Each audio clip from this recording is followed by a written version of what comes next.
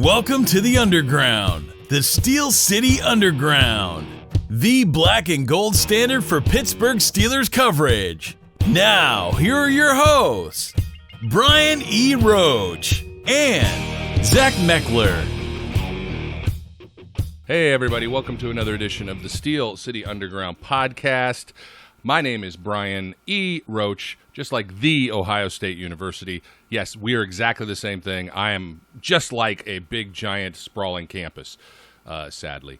Anyway, today, my cohort, my partner in crime, has fled the vicinity. Joe Kuzma is out and about in the wild. Be wary, all you people, in case you encounter a wild Kuzma. So to help me as we continue positional breakdowns, we welcome back to the podcast after a lengthy break, the professor of football himself, Zach Metkler. Zach, how you doing today? Well, it's great to be back on here after, like you said, quite a little bit away. I'm looking forward to getting back in this swing of things.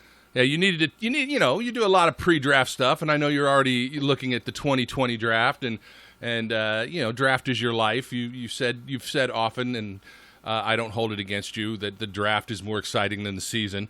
But so you deserve a little downtime after the draft is over. I appreciate the consideration. Now, since we haven't had a chance to talk about it, and before we jump into the topic of the day, let me get your evaluation of the Steelers draft, understanding, of course, that no draft evaluation is really feasible or possible until 4 or 5 years down the road as to how successful it is. But, what are your feelings about how the Steelers made out this year? Yeah, and a lot of people have asked me for grades, and I'm not a big fan on grading things because I have my personal biases when it comes into, a player I might not like very much turns out to be a good player. So me giving him a D grade or an F grade when reality turns into an A grade, that's why I think, like you said, it's kind of asinine to hand out grades. But I feel pretty good about the overall Steelers haul. I think they were very gung-ho and adamant about their wanting to get up to get Devin Bush, and I think that's going to be a move that pays big dividends. And honestly, I've had this feeling for a while. I'd rather the Steelers swing and miss on Devin Bush and him turn into a bust, and at least they were aggressive and went up and got a guy that they wanted, rather than sitting back for a guy and having him turn into another Jarvis Jones or an Artie Burns type situation. So I was certainly happy with their ability to go up and get a guy that they think, and as most fans should think, come in there and really kind of set the tone there. Because I don't think they need to replace Ryan Shazier. They just need a playmaker that they haven't really had since Shazier's been gone. I think Devin Bush can be that guy. But, I think they got great value with Justin Lay in the third round. I had a first-round grade on him, borderline first-round grade. I think him being there in the third round is crazy to me. And Deontay Johnson, I think he's going to turn some heads this year. I think he is more pro-ready for the NFL right now than a lot of other receivers they've taken on are, just due to his route running, his skills, his versatility. I think he'll make some spots for him to kind of get in there and make some splashes on the Steelers offense. And a pick I think a lot of people are excited about, but Benny Snell I think is a really, really underrated pick. I think you think about a defense being worn down with the run game, so I think the Steelers are going to go back to hopefully a more balanced attack. If I'm a defense, I don't want to have to face James Conner and Benny Snell over and over and over again, because you have one battering ram and then you have another battering ram. That's an easy way to tear down defenses and wear them out, and I think that'll end up boding very well for Pittsburgh. And I just think the value and the depth they found at the end of the draft, with guys like Sutton Smith and, I think Ulysses Gilbert is a better player and better prospect. I think he's a practice squad guy this year, but, he has some potential and upside. And Derwin Gray is a guy that I don't think a lot of people are paying attention to, but don't be surprised if he makes some splashes and makes a push for a back-end roster spot just due to his versatility. So all in all, I think the Steelers, they did a very good job. And I forgot Isaiah Buggs and Zach Gentry, but I think both of them, Buggs is almost a lock, in my opinion, to make the roster unless he comes out and is a bum. But I just think realistically, he actually has a solid shot for pushing for active jersey, active roster spot on game days over McCullers if he ends up showing up the way I think he can. His main issue has just been consistency and putting it all together. So I think he'll be in a good spot to do that. And I think the Steelers did what they needed to do. And I think talking about today's topic, safety was a big issue with a lot of fans, how they didn't select a safety. I think they've did enough to address that. I don't think they needed to address safety after they got Devin Bush, because I think Mark Barron and Devin Bush both give them enough versatility, and I think they're confident with their safety group. And then they have some lesser known guys that they brought in here, which I know we'll be talking about here shortly, that I think will make a good impact for them. And I think they have a solid shot at really kind of getting some guys that will be able to contribute either on special teams or in depth capacity better than I think fans are expecting. Yeah, I don't disagree with anything you said, and having said most of that already over the past odd number of weeks since the draft, I just figured I'd get your take on it. And you teased out our topic of the day, which is the safety group, the second part of the defensive back group. And because you mentioned Artie Burns, and because I know that you have been an Artie Burns truther for a while, I need to ask you: Are you still riding that Artie Burns train, or are you starting to head towards the caboose there?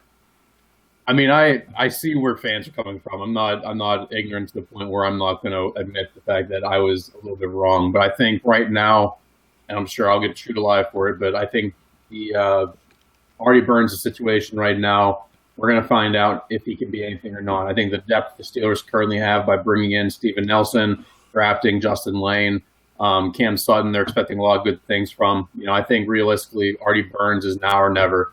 I wouldn't be surprised if he ends up being a trade target for teams that are looking to add some depth, and the Steelers are happy with the other guys they have available.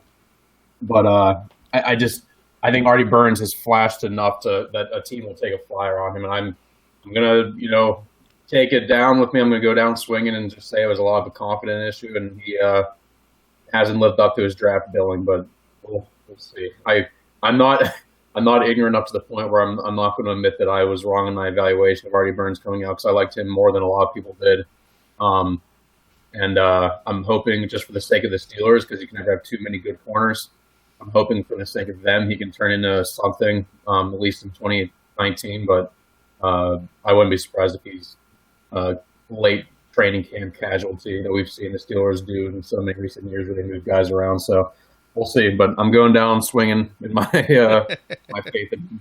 Now, I mean, I liken him somewhat to Cortez Allen's situation, even though there's probably different reasons for it. But because I don't necessarily fault your analysis of the player, especially at this corner position. If their confidence goes and they start second guessing, it's a position that you have to play instinctively and with great amount of trust in your ability. And as soon as you break that trust in yourself, you're screwed. Because you're second guessing everything you see, you're second guessing everything you do. It causes you to hesitate and you don't play naturally. And that's what I think has happened to Artie Burns more than anything else, which is exactly what I think happened to Cortez Allen. And it's not uncommon. The question really, I guess, is does he have the will to and the fortitude of character, so to speak, to find a way to regain that confidence. And that's hard, especially when absolutely nothing went right for Artie Burns last year. If he was in for a play, it was bad, and at one point in the season. Do you think that's really how to look at this, as opposed to say, wow, he just didn't have it? Because I think he had potential, he had talent, still does. But what he doesn't have right now is trust in himself. Yeah, I mean, I think you look back to 2016 when he was a rookie. I mean, he came along and he had flashes, and there was no reason to think that this guy can't be a above average cornerback in the NFL. And I think in 2017 he wasn't perfect by any means, but I think he wasn't the biggest liability on the Steelers defense. And somewhere along the way, it seemed like he was coming into 2018 with a nice foundation built to continue his development, and then somewhere along the way, like you said, the confidence was gone, because you see so many times where you could just see him abandoning the technique. And a guy who has his athletic profile and physical profile, if you just trust the technique, I mean, you're good enough and physical enough to get away with it. And for whatever reason, there were so many times where you saw him peeking into the backfield looking at the quarterback when he was playing man, or he was doing things he shouldn't have been doing, or he was not trusting the technique, not trusting his get off, not trusting his press. And there were so many things that, I think we're just a large portion of just him not really being on board with what's going on that caused him to have that downside. And I also don't want to give him up before, he has the opportunity to work with Terrell Austin, because I think having that many defensive backs on one roster and having just one coach work with them is a huge thing. That's why you see so many teams have 2 O-line coaches. They have 2 DB coaches. They have an inside linebacker and an outside linebacker coach, because when you have so many players at a position, you need to have specialized attention. I think having Terrell Austin be back there working with the DBs, as well as drew blank on his name. Daryl Drake? No, is that wrong? That's wow. Bradley, thank you. I just completely lost the blank on it. Having the 2 of them back there working with each other, I think, will really help them give some more isolated attention to some of these guys. And granted, the most of them, and Terrell Austin has been a cornerback safety whisperer at points in his career. The track record shows success for that when he's working in a positional capacity. So I think having the opportunity to have those corners work with him, I think, will only help. And I think that's, like I said, this year you're going to find out what Artie Burns is going to be. And I mean, if he ends up getting traded, I think that might be the best thing that ever happens to him, just due to the fact that sometimes a new atmosphere and a new place gives you the opportunity to kind of refresh your career. And he's still young. I mean, he's only 24, 25. Yeah. So he's still young enough to make an impact and make that swing in his career. And I think the confidence thing is just the biggest part of it. You can't be a non-confident cornerback. That's why you see all the top cornerbacks in the league. They're dogs. They have that no one's going to beat me mentality. I'm the best in the game mentality. And you never really have felt that recently from Artie Burns. So I think if he can fix that up and, get back to finding within himself to be a player, I think he still has potential in this league. I think the notion that he is washed up and done, he's too young and he's too new in the league yet to really say he's completely done and has no place in it. I know a lot of people want these guys to be, instant oatmeal and be done right away, but I just think it's too soon to automatically roll him out when he has flashed enough to make you think that there's something there to work with. All right, and I'm fully prepared for your contingent of trolls to attack us in the commentary. I know that there's at least 2 of them who are consistent listeners, and we thank you for that, even despite what you're about to say. That will fire off on Artie Burns, because somebody will probably tell you that you're on Artie Burns' nuts. That's a new favorite comment of mine. I don't understand it, but maybe I don't even want to. Beside the point. Okay. I think that all makes sense, and I have said I think that this is Artie Burns' last shot, and I honestly believe it's a confidence issue with him. If that issue finds a way to resolve itself where he can trust what he's doing, while I am in no way, shape, or form am going to say he's going to be a top lockdown corner in the league, I think he can be a serviceable corner and someone that the Steelers can use. Even if it's his backup, it doesn't mean technically, you don't spend a first-round draft pick on somebody who's going to pan out as a backup.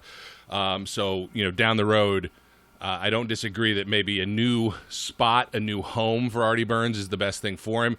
Because as long as he's in Pittsburgh, unless he changes track really severely, he will always have that bust label associated with him. For sure. Because of that first-round status.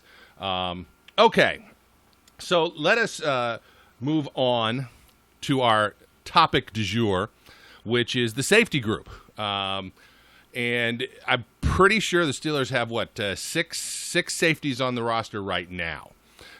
You've got P.J. Locke, Terrell Edmonds, Sean Davis, Jordan Dangerfield, who feels like he's been around for about 1,000 years, but is only 28, and really has only been around for 3. Drayvon Askew Henry, Marcus Allen. Now, of this group, Sean Davis, Terrell Edmonds, clearly those are your top 2 guys. Those are the locks in my mind. We talked heavily and extensively about Sean Davis last year moving into a free safety position to play center fielder. When you look back at his season, how did that change? Was it a positive change for him, or was it not? Yeah, I think 2018 was easily Davis's best year in the league. I think fans are going to be quick to point out that gaffe in the Chargers game where he jarred loose that interception, which turned into a touchdown with Keenan Allen. I think they hold on to that a little way too much because I think when you look at that play specifically, you look at a guy who was in a position trying to make a play when his team needed him to, and he just happened to run into his own guy. Drug eating the life for that. I don't think when it comes down to it in film the next day, I highly doubt that Bradley or Butler were sitting there screaming at Davis for that because he was a guy trying to make a play, and I think that was kind of the story of his 2018. He was a much more efficient tackler. His consistency tackling was always an issue. He came up and he missed way too many tackles. He missed too many plays up in the box. And I think the drop interceptions are going to be something that have marred his career thus far as well because there's so many picks that he's just left on the field. But I think as a whole, he easily is the only safety that truly right now on the roster fits that free safety mold. But the way the Steelers use kind of a hybrid safety look anyway, they don't have a true center fielder in a lot of looks. Davis fits that mold as a hybrid really well, a guy who can drop back and is athletic enough to be able to hold it deep and also has the experience come up in the box. But I think his biggest issue over his entire career through college and so far in the NFL is he's never played back-to-back seasons very consistently at the same position because he has such a versatile profile. So I think having him at free safety last year and really finding that home for him, I think that's where he should have started from the get-go. But for whatever reason, the Steelers were still so enamored in having Mike Mitchell play that role, which really I think if you would have had Mike Mitchell be the strong safety and Davis be the free safety, there's a chance that Mike Mitchell might still be in Pittsburgh. I think that would have been a better profile fit for them. But I'm happy the Steelers have finally zeroed in at Davis being in that role. I think having him have an entire offseason, back-to-back years, trying to iron out that free safety role and going into a contract year, I think realistically you're looking at a potential big step for Davis. I think he showed enough last year. If he can just start tallying up a couple of those interceptions, you're looking at a safety who might be, a very good back-end piece for the Steelers this year. Yeah, I don't disagree, and it's interesting from my standpoint to see when I go through and I look through the news and I look through the different things that are said about the players at the end of the year. There was quite a swing on Sean Davis. Some people thought it was his worst year. Some people thought, as you did, it was his best year with the Steelers. Some thought it was just a slight drop-off from prior years or just a little bit better. It was all over the place. While I think part of that is it's hard to analyze safety play, and part of it is the lack of turnovers, which is what you really look for from a free safety to be that center fielder. And that's not traditional for him. That's not necessarily, as you said, he's more a hybrid type player. But do you think this season coming up, that part of his game, do you see that being something that the familiarity with the role again, being consistently in the same types of positions with the same teammate, because that tandem, there takes some symmetry between those two, the free safety and the strong safety in communication, as well as that back end, which will now have a new piece in Steven Nelson. But do you think that he might be able to be more ball hockey? Oh, definitely. I think you look at 2017, the guy had 3 interceptions. I think expecting him to have Troy Polamalu 7 interception type seasons is asking a lot because, quite frankly, there's very few guys in the league who can consistently put up those interception numbers. But if Davis can be between a 3 and a 4 interception guy, 3 or 4 interception guy a year, I think that you're getting the production out of him you want. And I think 2017, he had 92 tackles and 3 interceptions. I think that realistically is a stat line that you can come to see from him. Because, he led the Steelers defense in snaps last year. I think he's going to be up there in the top 2 or 3 again this year. And I think the production has been proven that he can make plays on the ball. It's just last year, for whatever reason, I don't know if it was a standard whole receiver thing where he started thinking about the play ahead of it and just overthought the easy catches. But, I think the Steelers' overall focus on trying to revamp turnovers this year is going to be a big part of what we see from Davis. And I think, like I said, the previous production indicates he is capable of doing it. And I think, like you said, having another guy, that having cohesion in your secondary, especially at the safety positions where you have 2 guys that are so, that's why you saw Ryan Clark and Troy Polamalu do so well together, because they had that chemistry. Davis and Edmonds, I think, with another year to work at that spot, because at this point last year, it was Davis and Burnett. Edmonds wasn't getting any looks until the season came around, and Burnett was hurt, 15 weeks or whatever, felt like. But, I think realistically, another year with Edmonds next to him, previous production indicating it. I don't see why 2019 can't be Davis's best year. have a breakout year in that back end. Yeah, and I mean, when I look at his 17 season and his 18th season, I understand why people can look at that and feel he had a bit of a backslide because he went from 3 ints to a single int. You know, you said he had 92 tackles. The stat page I'm looking at says 90, but I'm not going to quibble. And he dropped down to 80, you know, in 18. So it looks like he had slightly less production. But, you know, I think it was a bugaboo for the entire Steelers defense is you know, converting turnovers. And it's clearly an emphasis this year. I don't disagree with you. I think I like Sean Davis. I've liked him since they drafted him. I thought he was a well-earned, you know, rookie of the year for the Steelers from the defensive side. And I kind of look at, you know, the fact that even coming in from Maryland, right? He's not been in the same position consistently. You know, he's been asked to do a lot of different things. So 2 seasons in the same position, doing the same things, I think. I mean, look, let's be honest. He needs to have a strong season to get a contract that he's going to want to get. He's got to ball out. If he doesn't, he may still get looks because he's been a consistent player, but he's not going to get that big-time contract he would like to get. I'm not saying he's going to get that regardless of what he does.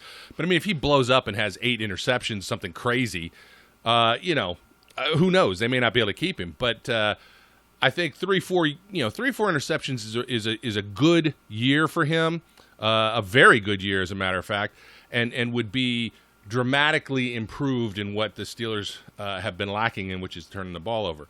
So I think he's a guy to look at. I don't think there's any question he makes the roster. And barring injury, is your day one starter at the free safety position, which brings us to Terrell Edmunds.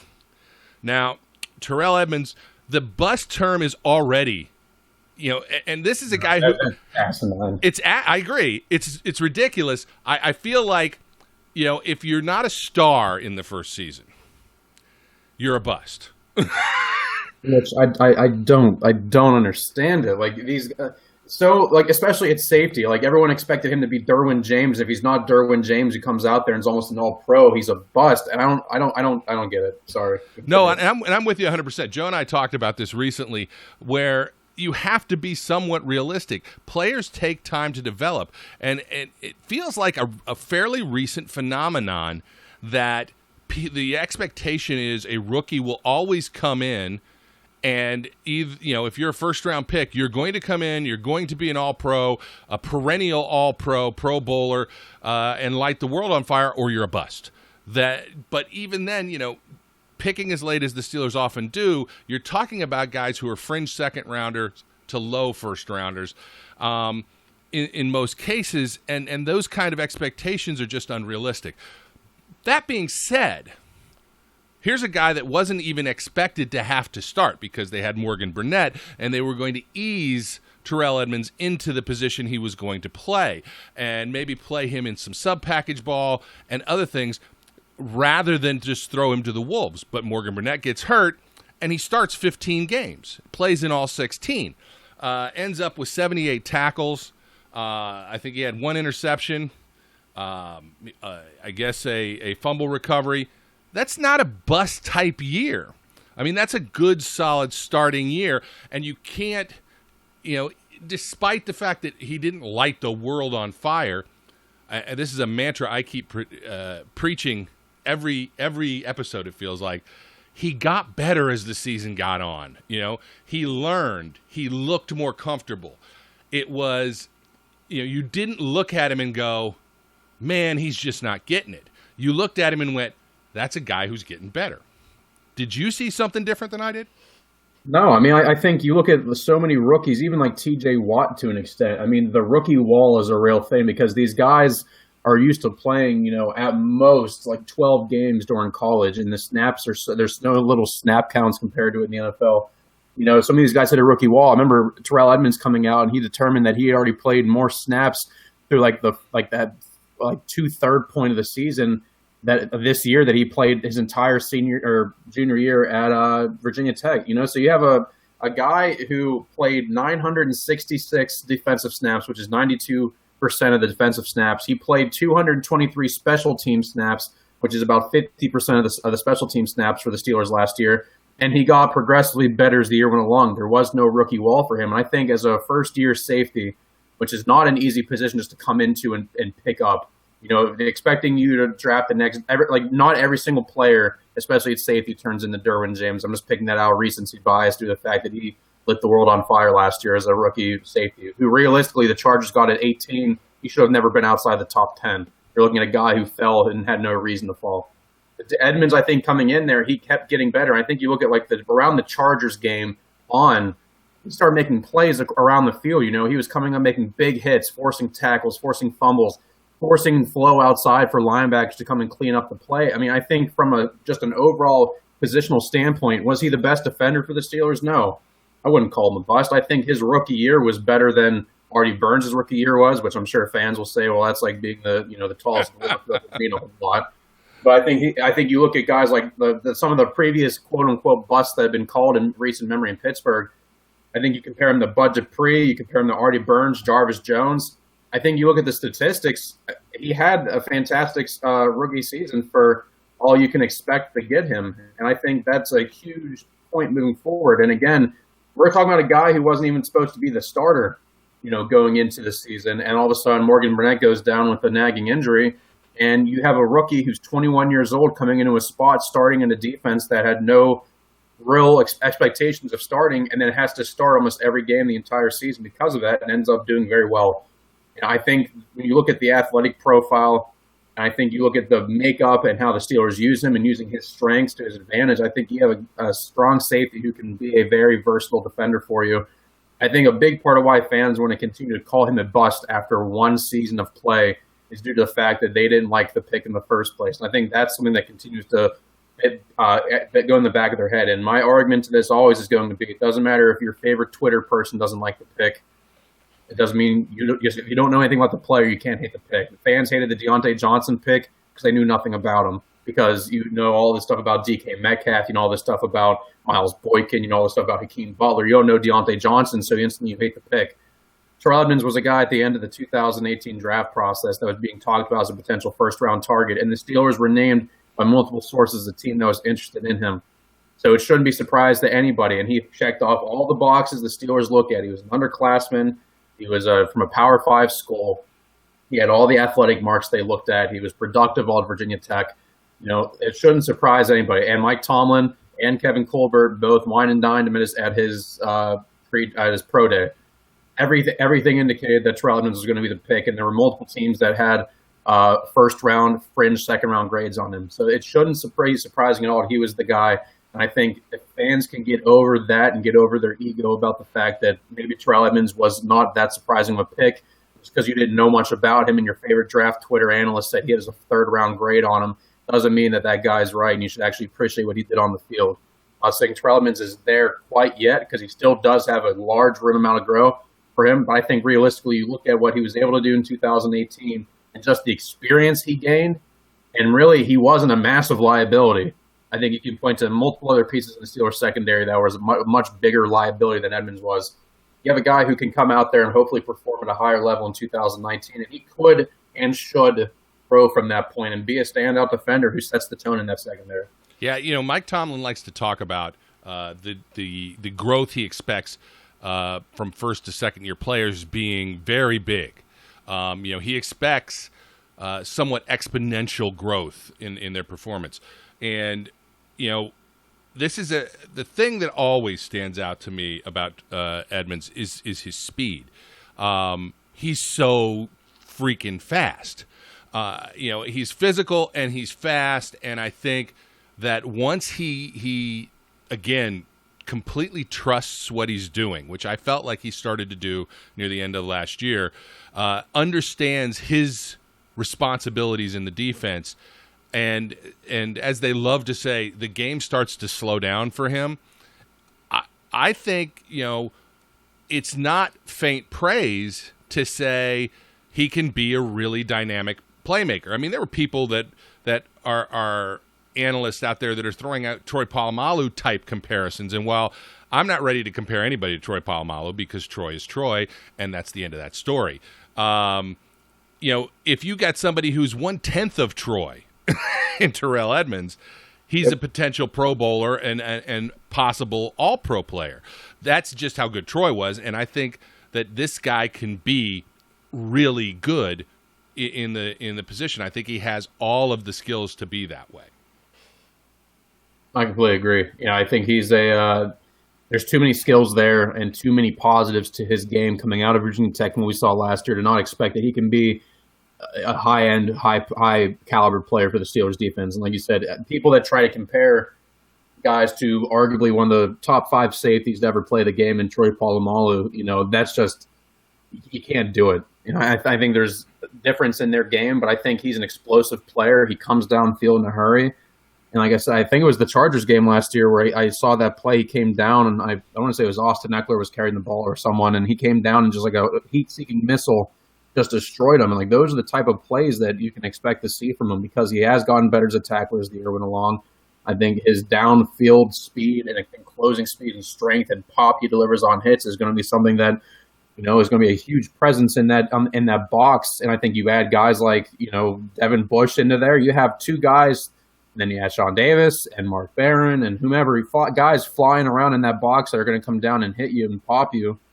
That's terrifying. I think Edmonds can fit right into that mold. And if he can start putting together some interceptions on top of it, some sacks, whatever, tackles for a loss, stuffing the box, you have a guy who can be a very productive player and, potentially a Pro Bowl caliber player if he continues on the trajectory he is. There's too much to work with and not like Edmonds, in my opinion.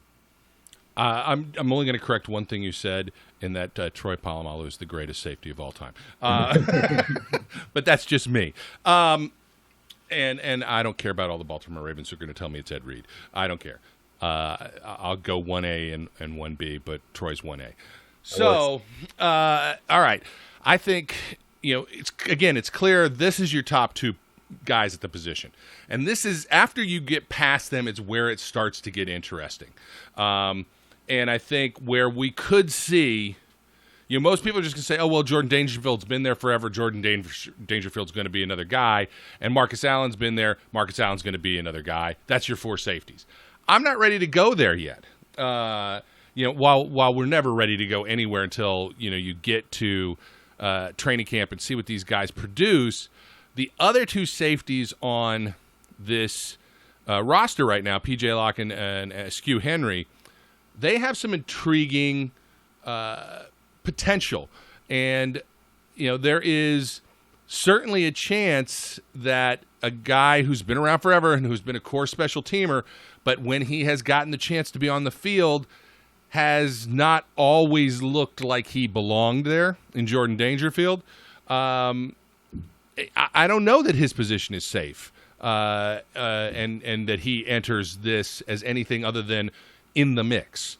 So when you look at let's start with Jordan Dangerfield.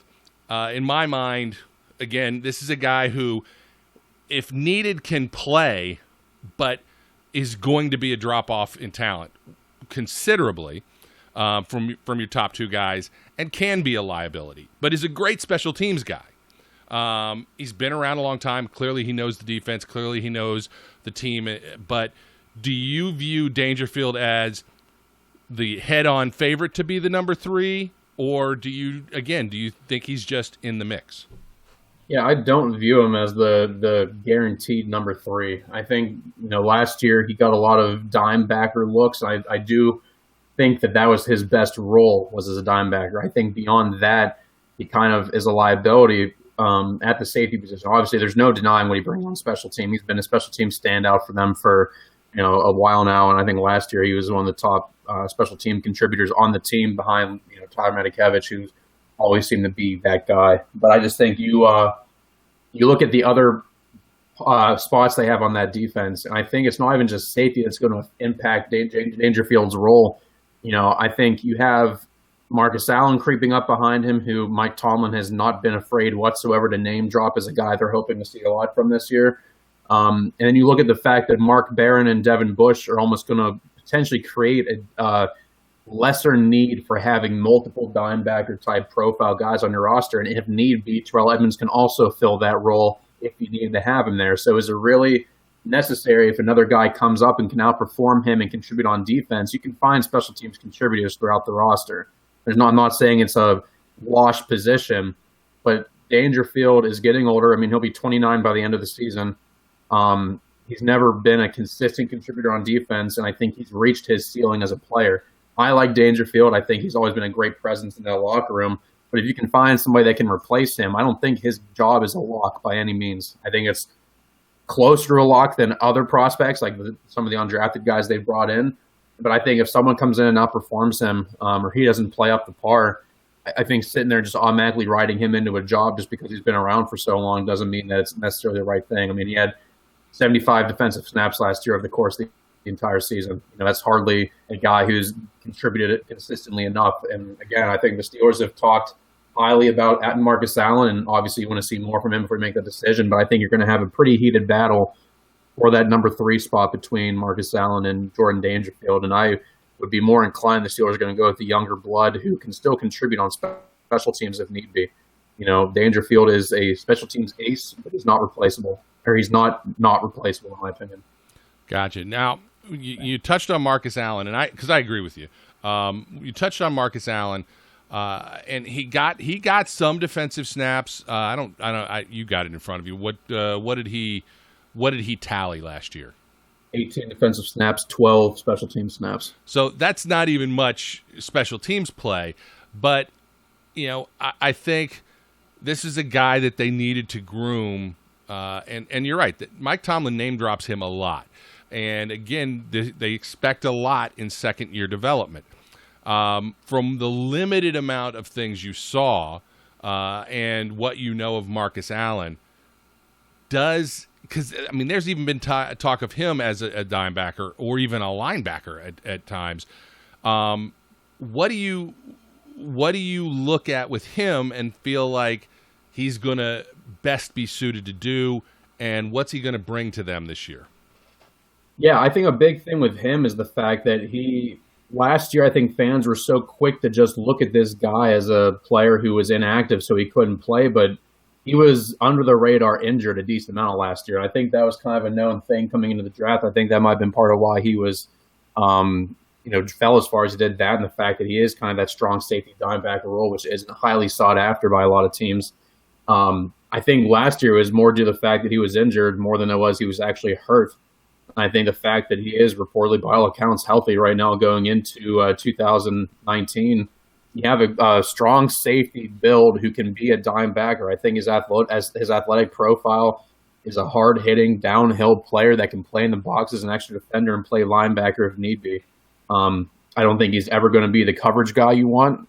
I don't think he was really used in that capacity at Penn State. I don't think he was really used in that capacity last year during the preseason or whenever he was healthy. But I think, he is a hard-hitting guy. He was another player. I was surprised he fell to the 5th round last year's draft. I think he's a talented player, and I think, with the lack of depth the Steelers kind of have, lack of proven depth the Steelers have, he has a huge opportunity right now to get a lot of looks and a lot of reps. And again, Mike Tomlin doesn't go out of his way name-dropping players, especially this early in the process, this consistent like he has with Marcus Allen. And I think realistically, he has the best opportunity just based on skill set to kind of fit into that number 3 first off the bench safety position behind Davis and Edmunds. I think he's a smart player. I think he's a passionate player, and I think he's liked by the team. I see no reason why he can't come in and take 2019 as his opportunity to really stand out and make a name for himself. Yeah, that's actually where I'm headed with this. I look at Marcus Allen. I think they know what they have in Jordan Dangerfield. And I think that it's clear that while he can be a special teams contributor, he's never going to be a real good game day option, as far as a starter goes. But I think Marcus Allen could potentially, give you an upgrade there. And, while there's not a lot to base that on other than his college playing career, you look at some of what he was able to do at Penn State, and you can see some of the potential. So I kind of agree with you. I go into this thinking, it's Davis and Edmonds, and then maybe it's Marcus Allen, and maybe it's Jordan Dangerfield. But then I think that there is a chance, in the last two guys that we're going to talk about, this is what I look at as it's kind of like a three dogs, one bone. I don't think they're going to keep more than four safeties because I think they have too many other intriguing prospects at other positions for them to go any deeper at safety than four. And that means that if you've got Davis and Edmonds and Allen, there's only one spot left, and you got three players who are going to be vying for it, and that's Jordan Dangerfield, P.J. Locke, and Drayvon maybe. Drayvon Askew Henry. Yeah, Drayvon Askew Henry. And potentially Cameron Kelly, if you want to throw his name in the list. That's true. Even though he's listed as a corner, he's a guy that I almost forgot about. I'm glad you brought him up. He's a guy that could be in the mix as a hybrid, and that's because that's kind of how they used Askew Henry at West Virginia, is it not? He played some corner at on slot receivers. He played safety. He may have even played dimebacker. I don't remember for certain, and I'm not a Mountaineers guy. I didn't watch much of their games. So, this is where I think there's interest in this position is who's going to take those spots and how that battle plays out.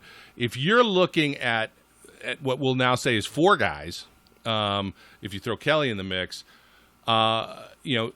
throw out Dangerfield's past with the team. Where's the talent there, and who's the guy that you're most excited to see? I think the one I'm most excited to see is twofold. I'm excited to see P.J. Locke. I'm excited to see Cameron Kelly for two different reasons. One, I think Cameron Kelly kind of fits. I think he's the only other player in that safety crew they currently have that even resembles remotely close to a free safety. And I think his athletic profile gets put on this criticism very frequently due to the fact that he had a really lackluster 40 time at the combine in 2018. Or 2017, I forget which 2018. He doesn't exactly he's not a fluid, over-the-top fluid athlete, but I think that was trying to be looked at as a cornerback. When you're playing safety, it's good to be fluid. You don't have to be able to flip your hips as consistently as you do whenever you're playing corner because you're not on an island nearly as much. But I think he has the athletic profile and he has versatility, having played corner, having played safety. And I don't think it's an accident that he's been getting as many top-tier reps as he has been at OTA so far. A lot of people say it's just football in shorts. But if you remember, this is the first time he got a good look at Mike Hilton a few years ago. It was because the Steelers brought him on late in the process. They liked what they saw in him and gave him the opportunity to make some plays. And I think when you see reports coming out of Pittsburgh's facilities is that, Sean Davis has been out with a little nagging injury going on. But there's other safeties on the roster that have more experience than Kelly, and Kelly's still the one getting the look at. And I don't think it's any accident that that's happening. I think just writing it off as saying, well, it's just football in shorts during May and June doesn't mean anything. That it does mean something. The Steelers aren't just handing out their reps to guys with the starting defense just because they want to. So I think having Kelly in that position is going to be an opportunity to see if he can come in and be a contributor in any fashion, because he did have some decent tape to look at when he was at the Fleet last year in the AAF. But I'm excited to see him, and I think P.J. Locke is just another kind of compact, downhill safety prospect who, we've seen with guys like Ryan Clark almost, which is, ironic due to the fact that that's the guy who he kind of reached out to and had a mentor in a little bit after he signed with the Steelers. You turn on highlights of P.J. Locke, and it's like watching an MMA fight. Watching him come downhill and just absolutely abuse these ball carriers is so much fun to watch.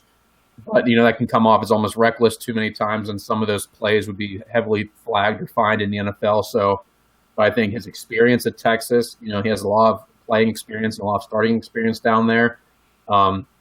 I think, his versatility and just his ability to be a decent athlete in space, I think is going to give him an opportunity to make some plays there. And I think the two of them are the two I'm the most excited to see, because I think you have an opportunity there. If they were to keep five and Dangerfield were to be pushed off, I think they're the two most likely candidates. I like Drayvon Askew Henry a lot. I got the chance to watch him when he was at Aliquippa, right outside of Pittsburgh. but I think there's too many inconsistencies with his game right now. His angles are almost painful to watch. He doesn't always close with the most vicious play speed you'd like to see from a safety.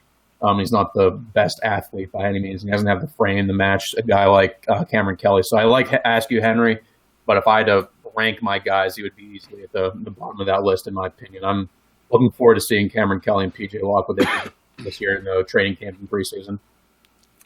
I think you make a good point that can't really be understated in that the Steelers are not just saying, okay, let's just give this guy reps because why not? Because they have plenty of guys who can take reps with the first team. If Sean Davis isn't playing, there are guys who can take those reps that are in the room and have been in the room. Jordan Dangerfield, for example, or a new guy like Marcus Allen, who they expect to grow. The fact that Cameron Kelly is getting those reps is kind of a hint at how much they're excited about that player. So, I totally brain farted that. So I knew there was another guy that I was forgetting, and he wasn't listed as a safety. But I agree. I mean, I think Kelly's listed as a DB, which just indicates you don't know what you're going to do with him yet.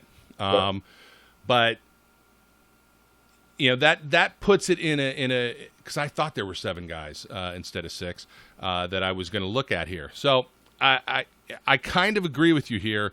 When I add Kelly into the mix, I do kind of wonder. Let me ask you this: does Jordan Dangerfield have any value at all? In other words, is there any other team who's going to say we're short on safeties? Is he any value, or they just go, if you're going to cut him, we'll wait. We're not giving you even a 7th rounder for him. I, in my opinion, don't think he has enough valuable starting. Teams don't trade for special teams players. And as much as I like Jordan Dangerfield, I don't think he has done enough on the Steelers defense on a consistent basis to warrant a team being interested in trading for him. If it was a player that was a recent draft pick, who was a high round draft pick, or a guy who you've at least seen like Artie Burns, who has at least been a starter and has that experience, there's trade value. With Jordan Dangerfield, I don't think there'd be much explicit interest. And I don't think he's necessarily gone. I just think that, like you said, you get with him, and I think that's a guy who knows the system on your depth chart, and who's going to be a solid special teams contributor, but probably not going to be much more than that. Because of that, I don't think there would be a whole lot of trade interest from teams. I mean, the guy's been on and off the practice squad or IR for what feels like 15 years now. So I would be surprised if there was any market for him other than just cut him and then see if he lands somewhere, if it came to that point. I'm not saying it is going to come to that point, but you never know. Yeah, I look at this as one of those situations where it wouldn't surprise me if they said, he got called into Tomlin's office and he said, look, we're going to move in another direction, but stay in shape, because we're going to, if we need to come to you, we're going to. Because they've done that in the past with players. And, look, Dangerfield's, I think, 28. Maybe he'll be 29 when the season starts, maybe not. But I think when you can drop, and get younger at a position, sometimes that's a good thing, especially if it's also going to give you a boost in talent.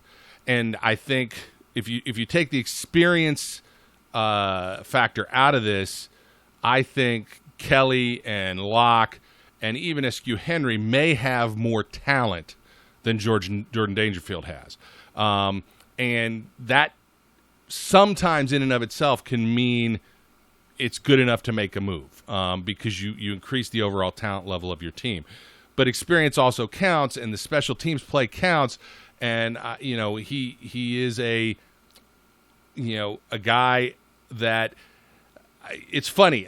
We talked about this in the linebacker show, where I said I think that it's possible that Tyler Matakevich doesn't make this team. And I think that the only thing that gets him on this team is his special teams play, because he's been a fantastic special teams player. But that's it. That's his ceiling as far as I'm concerned. He looks out of place when he has to play as a starter, or even a substitute.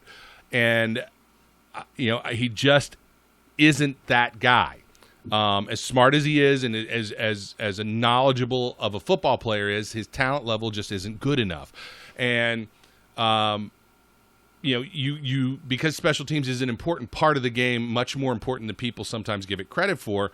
Yeah. There is something to be said for making sure you've got good special teamers, but it becomes a numbers game.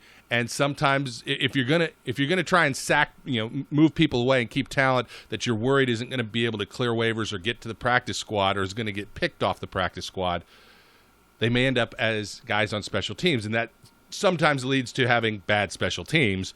But at least until these guys get some experience and play, But the Steelers right now, in a lot of positions that are usually feeders for special teams, have a lot of guys with talent.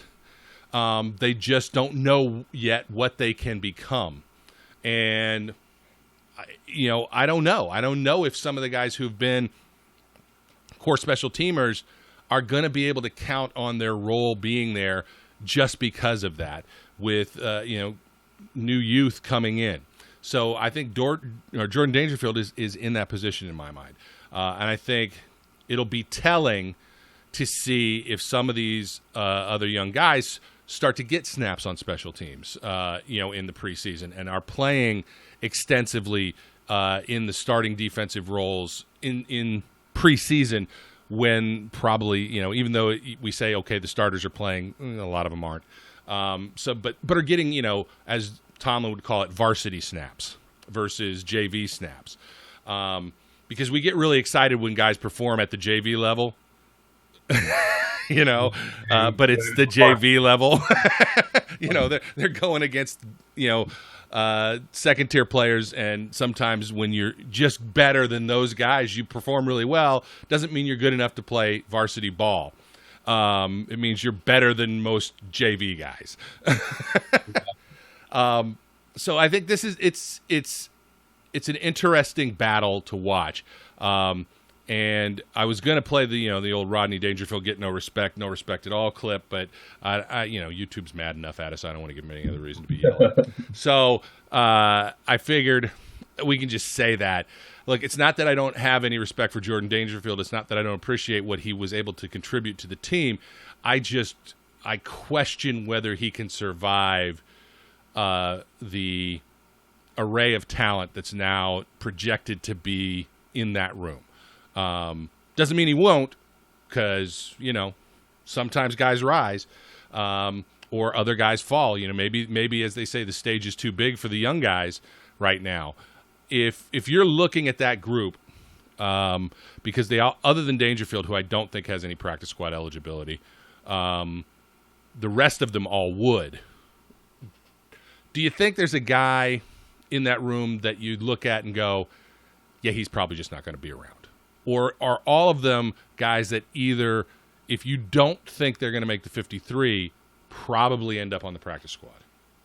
Yeah, I think all of them have a shot. I think that with the unproven talent that's behind Davis and Edmonds, as you said earlier, they're the only real two locks. I think Marcus Allen is pretty as close to a lock as you can possibly get at this point. I think Dangerfield, Askew, Henry, Locke, and Kelly are all kind of fringe players that are all going to be kind of duking it out for what's going to end up either being one or two spots, depending on how many safeties the Steelers choose to keep. I agree. I think 4 is more likely, but I think 5 is also a potential number because they've seemed to have kept 5 oftentimes in years in the past. So, again, maybe it's just my preference. I like Drayvon Askew Henry, but I think when you look at his skill set compared to the other guys there, I think he has a lesser chance. And I'm, again, backtracking on Dangerfield, I don't think it's that Dangerfield shouldn't be on the roster. I think when you look at just an experience standpoint, easily he has earned a spot on this roster. But there is a fine balance to roster building between guys who have experience and guys you want to get experience. And, his special teams prowess can't be denied. But who's to say that you bring in another safety that can't do the same thing on special teams? I mean, right. There's always going to be turnover on special teams. Very seldom do you see a guy like DHB, who's a consistent contributor for 6 years, 7 years on special teams as a gunner, and then all of a sudden is gone. So, and I understand if you end up getting rid of Metkevich? Do you also want to get rid of Jordan Dangerfield? There's a lot of points going along there that you don't want to have too much turnover on special teams. But I think Locke is at this point before you actually see live game action, because right now we're all just guessing. Yep. Until you actually see action during the training camp and preseason. But I think Locke is a potential special teams or a potential practice squad guy. And I think potentially Kelly might sneak his way on there as well if it comes down to it. I think those two, if they don't make the 53, will be guys you'll see in that capacity.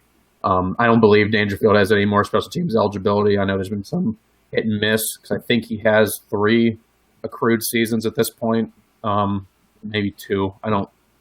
It's hard to keep track of his years to date, but I don't think he has any eligibility. So that might be a point to want to keep him around for another year and let one of these younger guys that are undrafted free agents get some reps on the practice squad and get another year in the system. But I just think if you're at all excited about one of these guys and you have from Dangerfield, I'd rather upgrade my safety depth and figure out special teams after that.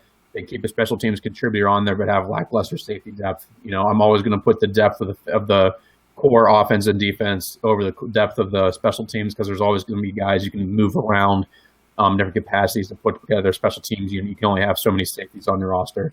So I think if PJ Locke comes out and outperforms Dangerfield on defense, I think that's going to get him a spot over Dangerfield being a special team ace.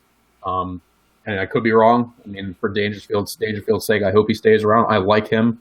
He's been one of my underlying Steeler crushes for a couple years now. I've always been happy when he stuck around, but I don't think he's a lock by any means. And I think Askew Henry probably has the biggest uphill climb to get to that point. But I think PJ Locke and Cameron Kelly have a really good chance of making some noise and pushing for either a roster spot or a practice squad spot this year.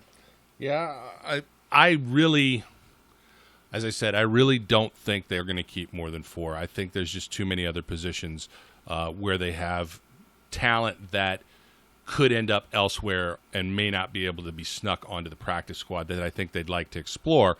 But I could be wrong, and the reason that I say that is if there's a 5th one kept, I would assume it's going to be Cameron Kelly at this early stage, simply because he may have more position flexibility than some of the other guys in that room. But it all comes down to what they do in the preseason and what they do in camp, and how they perform.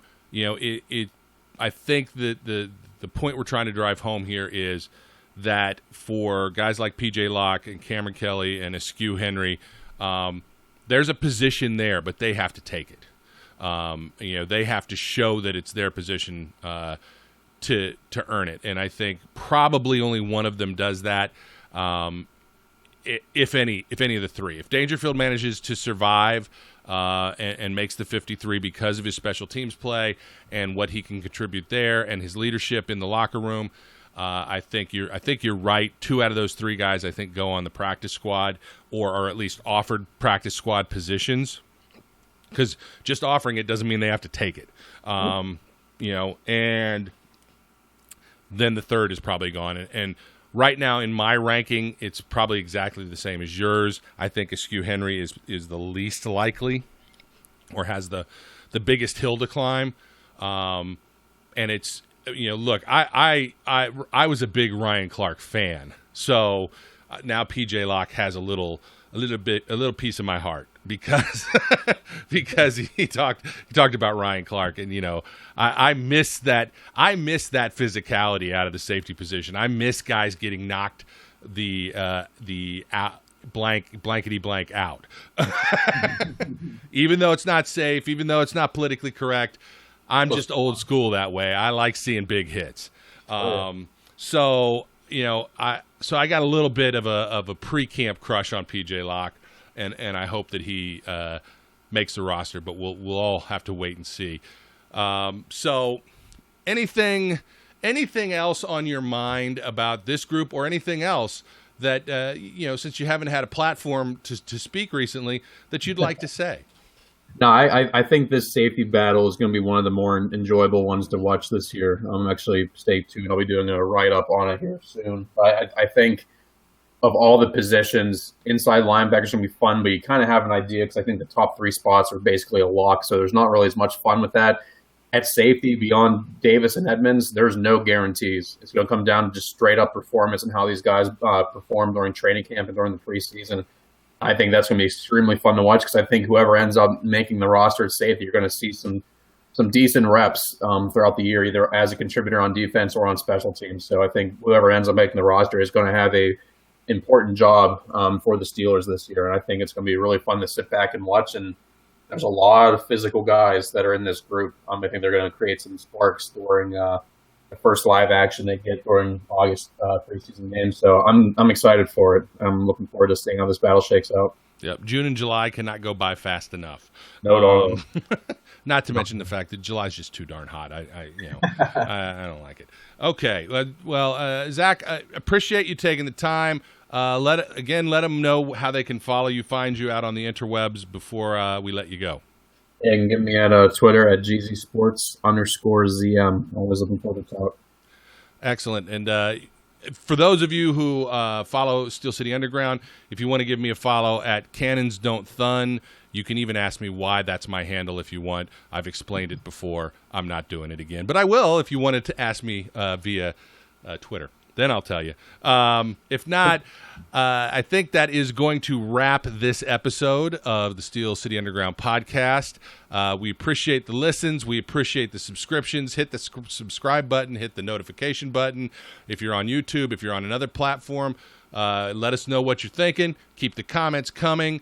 Try and keep them clean so Joe's happy. And that'll be about it. So until next time around, my name's Brian. His name's Zach. And as I always like to say, it's chaos out there, so be kind. We would like to thank you for listening and remind our listeners to follow us on social media and our website, www.steelcityunderground.com.